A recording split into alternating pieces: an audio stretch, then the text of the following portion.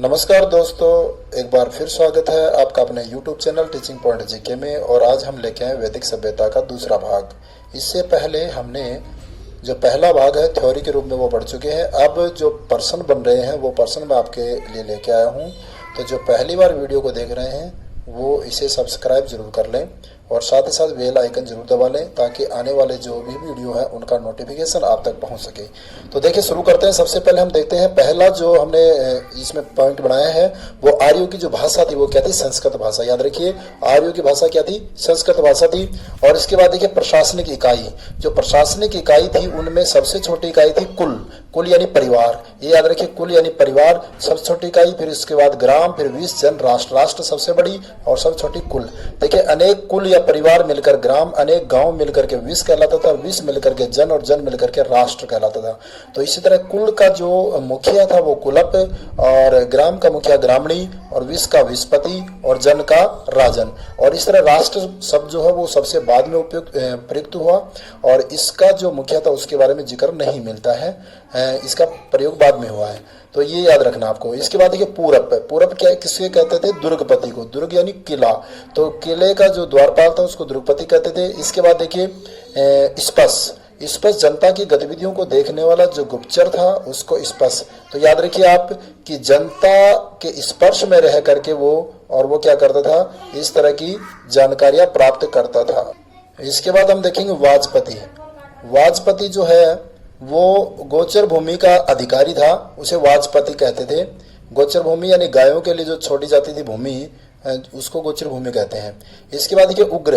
अपराधियों को पकड़ने का जो काम करता था उसको कहते थे क्या? उग्र। तो आप याद रखिए अपराधियों को पकड़ने के लिए व्यक्ति को उग्र होना पड़ता है, इस तरह से याद रह जाएगा। अब देखिए इसके बाद है सभा और समिति। सभा और समिति को जो है वो अथर्ववेद में प्रजापति की दो पुत्रियां कहा गया है, ये आप लिख लेना। फिर प्रजापति की दो पुत्रियां, सभा और समिति।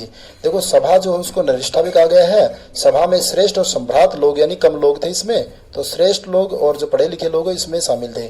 समिति जो है सामान्य जन, आम जन इसके प्रतिनिधित्व करते थे और इसके अध्यक्ष को कहते थे ईशान। ये याद रखिए ईशान। इसके बाद देखो गविष्टि। ये जो वर्ड प्रयुक्त हुआ है युद्ध के लिए प्रयुक्त शब्द है और इसका अर्थ होता है गायों की खोज।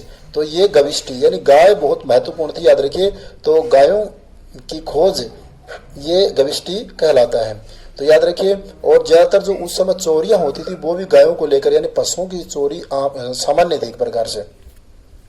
अमाजु वे महिलाएं जो आजीवन या जीवन भर अविवाहित रहने वाली महिला, आजीवन अविवाहित रहकर ही वो ज्ञान प्राप्त करती थी, वो अमाजु कहलाती थी। सोमरस आर्यों का पेय पदार्थ था ये, जिसे फूलों के रस से तैयार किया जाता था। और ये जो उत्सव होते थे उन उत्सवों में विशेष रूप से इनका पान किया जाता था। शिक्षा जो है वो श्रुति कंठस्थ प्रणाली पर आधारित थी, यानी सुनकर के कंठस्थ करना, ये याद रखिए। तो सुनो और याद करो, लिखने जैसी कोई बात नहीं थी। तो ये प्रणाली थी। और इसमें विद्यार्थी दो प्रकार के थे, एक तो गृहवासी जो घर में रहकर विद्या प्राप्त करने वाले, और अंत्यवासी आश्रम में रह करके शिक्षा ग्रहण करने वाले। ये दो प्रकार के विद्यार्थी थे। वर्ण व्यवस्था, मैंने इससे पहले बताया कि वर्ण व्यवस्था जो है वो 10वें मंडल में है। और इसमें एक बात याद रखना है कि वर्ण व्यवस्था जो वो कर्म आधारित थी, ये बहुत बड़ी बात है इसमें। लेकिन उत्तर वैदिक काल में ये जो व्यवस्था वो जन्म आधारित हो गई। तो कर्म आधारित बहुत अच्छी व्यवस्था थी कि यानी व्यक्ति खुद चयन करता, अच्छे कर्म करता, वो उच्च कर्म करता तो उसे उच्च वर्ण मिलता। इसी तरह से अगर निम्न कर्म करता, यदि ब्राह्मण का लड़का है वो यदि निम्न कर्म कर रहा है तो उसको शूद्र वर्ण मिलता था। तो वर्ण व्यवस्था जन्म आधारित न होकर कर्म आधारित थी, लेकिन बाद में ये जन्म आधारित हो गई। इसके बाद देखिए चंपू शैली। चंपू शैली क्या है? गद्य और पद्य दोनों शैली हो, यानी गद्य पद्य यानी ये कविता वाली शैली भी हो और लेखन शैली, तो दोनों हो, उसको बोलते हैं चंपू शैली। और यजुर्वेद जो हमारा ग्रंथ है वो इसी शैली में लिखा गया है। इंद्र जो है वो ऋग्वेद काल के प्रमुख देवता थे। ऋग्वेदिक काल जो प्रारंभिक काल उसमें इंद्र प्रमुख देवता थे, और उत्तर वैदिक काल में याद रखना प्रजापति प्रमुख देवता हो गए। और इनके पुरंदर भी कहा जाता है, इन्हें इंद्र को क्या कहा गया? पुरंदर भी कहा गया है। इसके बाद देखो अपौरुष, वैदिक साहित्य यानी वेदों को अपौरुष कहा गया। देखिए इससे पहले भी हमने पढ़ा कि वेद श्रुति कहलाते हैं क्योंकि ये सुने हुए हैं, ये देववाणी कहलाते हैं। तो अपौरुष यानी इसको पुरुषों ने यानी पुरुष द्वारा रचना नहीं की गई, इसलिए इसको अपौरुष कहा गया है। ये आपको याद रखना। यदि आपको ये पूछे कि किसने रचनाकार कौन है, लेखक कौन है, तो इसके लेखक कोई नहीं है क्योंकि अपौरुष है। लेकिन यदि संकलन करता पूछा जाए, संकलन का मतलब होता है इकट्ठा करना, तो संकलन करता तो महर्षि वेदव्यास और देवपायन, इन्होंने इसका संकलन किया। सात स्वरों का या सप्त स्वरों का उल्लेख कहाँ मिलता है, तो वो है सामवेद में। तो सामवेद जो है वो भारतीय संगीत का इसको और क्या कहा जाता है, जनक भी कहा जाता है। इससे अगला पॉइंट देखिए, हिंदू धर्म के संबंध में प्रमुख और प्रामाणिक ग्रंथ कौन सा है, मनु स्मृति। मनु स्मृति याद रखना कि प्रमुख और प्रामाणिक जो है ग्रंथ है मनु को, और इसमें विधि विशेषक भी कहा जाता है मनु को। तो सबसे प्रामाणिक और प्रमुख ग्रंथ है। इसके बाद देखो, रामायण का जो तमिल भाषा में पहली बार अनुवाद किसने किया, तो कंबन ने, याद रखना कंबन ने। इसी तरह महाभारत का तमिल भाषा में जो अनुवाद किया गया वो किसके द्वारा किया, पेरुन देवनार द्वारा किया गया, और किस नाम से, भारतम, ये याद रखना भारतम नाम से इसका जो है अनुवाद किया गया। आगे है, ऋग्वेद में आर्य किसकी पूजा करते थे, प्रकृति की। देखिए इससे पहले हमने सिंधु घाटी सभ्यता पढ़ा, उसमें मूर्ति पूजा थी, इसमें प्रकृति पूजा है, यानी यज्ञ हवन ज्यादा होते थे।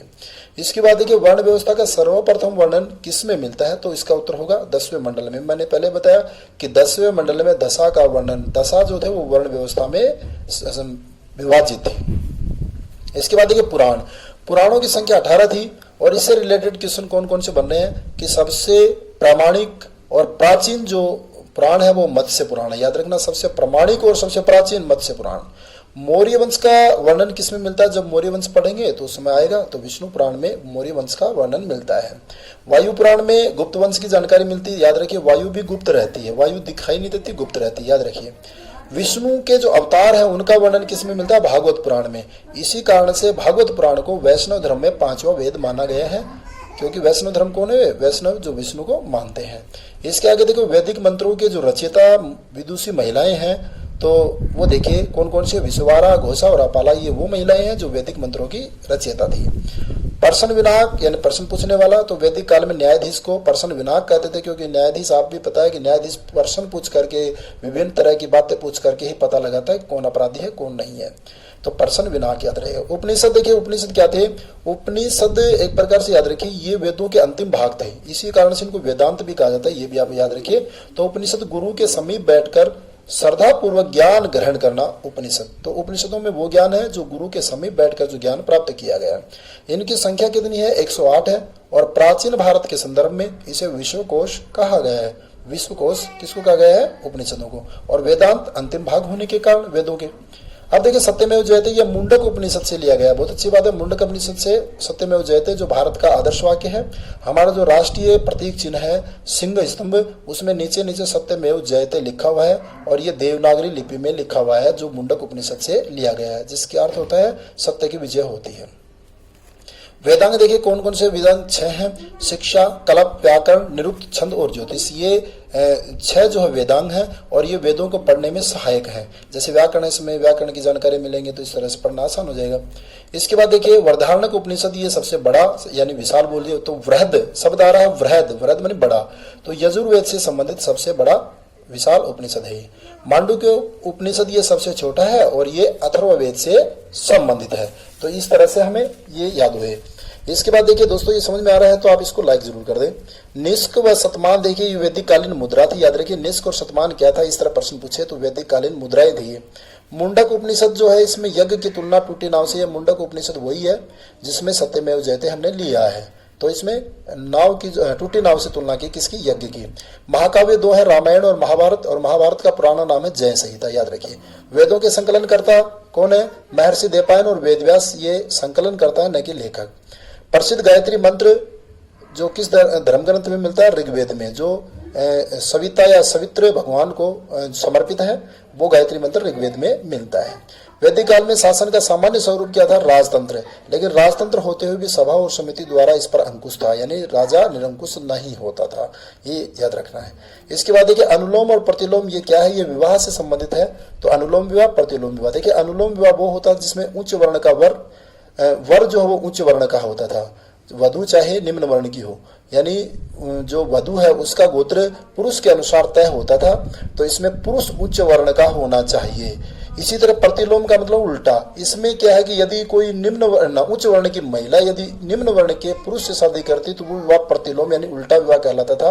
तो ये सही विवाह था, अनुलोम। इसके बाद देखिए ऋग्वेद में संपत्ति का मुख्य रूप क्या था, वो था गोधन, यानी गाय बहुत महत्वपूर्ण थी। किसी संपत्ति का अनुमान जो है गोधन के रूप में लगाया जाता था, और मूल्य की इकाई भी गाय के रूप में थी। इस तरह से आपको याद रखना है। तो इस तरह दोस्तों मैं समझता हूँ आपको ये जो वीडियो है मेरा पसंद आया होगा, तो इसे जरूर शेयर करें, लाइक करें, और मिलते हैं अगले वीडियो में। तब तक के लिए जय हिंद, जय भारत।